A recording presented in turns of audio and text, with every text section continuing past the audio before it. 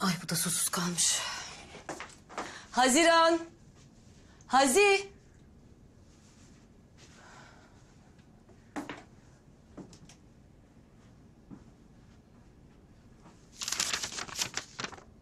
Dinle beni anne. Kubi. Kubi. Haziran.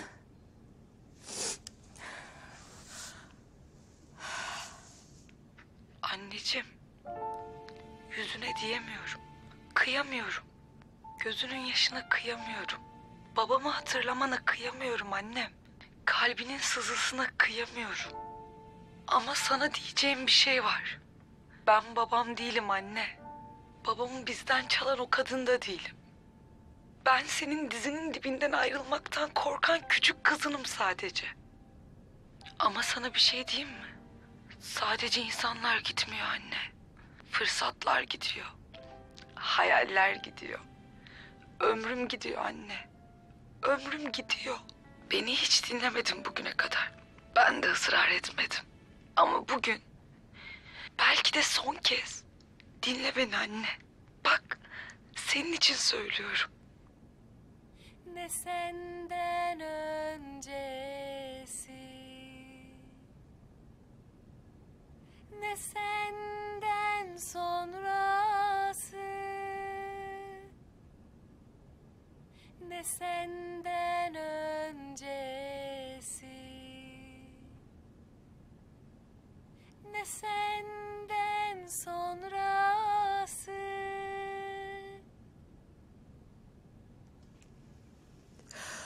Ah kızım.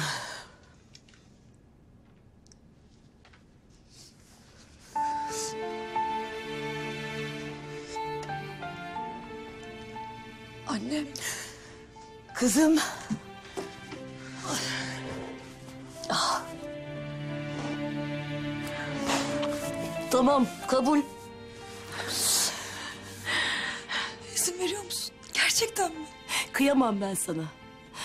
Dedeni de ikna edeceğim, sen hiç merak etme. Tamam. Sen git şarkılarını söyle bir tanem. Allah be! Allah be!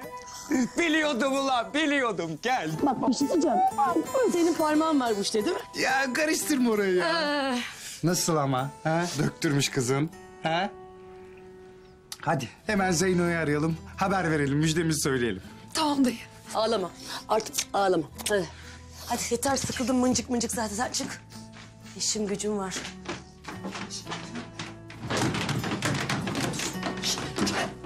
Alo Zeynep Hanım. Söyle şekerim. Şu izin işi vardı ya. Ha? O halloldu. Ne diyorsun? Hanımefendiciğim bakın bizim sözümüz senet. İkna bizim işimiz. Benim en iyi bildiğim şey yani hürmetler, saygılar, sevgiler.